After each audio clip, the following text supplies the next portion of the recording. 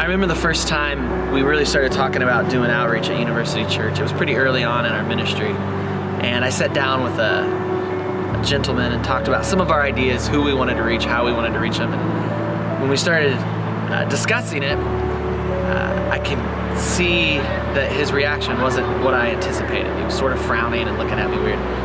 Finally, I asked him, I said, well, what do you think?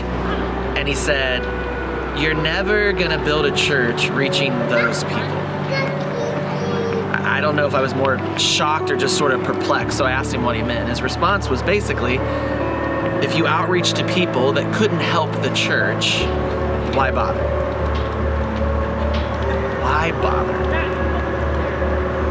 So today, as we kind of start thinking about what it means to expand our influence, what it means to move ministry from just our Jerusalem to Judea and eventually Samaria and the othermost parts of the world, we start to think about individuals that we can help that can't help us.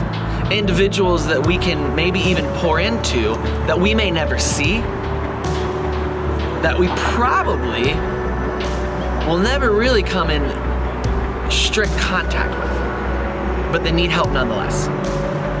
As we start talking about our Judea, I think about the early church and the ministries they were doing as they cycled around. Those people were never going to pay offerings back to the head church. Those people were never going to come and hang out with the disciples or the apostles there, but they needed Jesus, they needed the gospel, and they needed help nonetheless. And so what we see today is this move from only serving individuals in our direct context to a move of serving individuals outside of where we live. Individuals we may never be able to contact with. Individuals that we may never see the benefits or reap the harvest, but we know they need the gospel anyway. There's a song that we used to sing as kids. You may remember it. I have decided to follow Jesus. I have decided to follow Jesus. No turning back.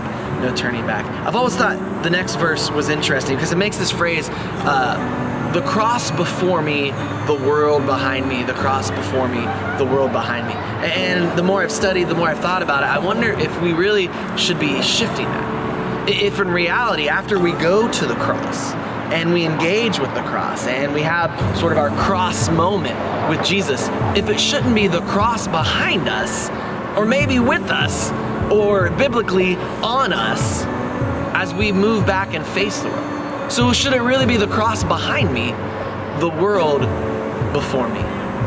And so as we hear for the next few moments, some ministries that are happening in Columbus, Ohio, individuals that we couldn't reach outside of this context, individuals that our church wouldn't be able to speak truth into.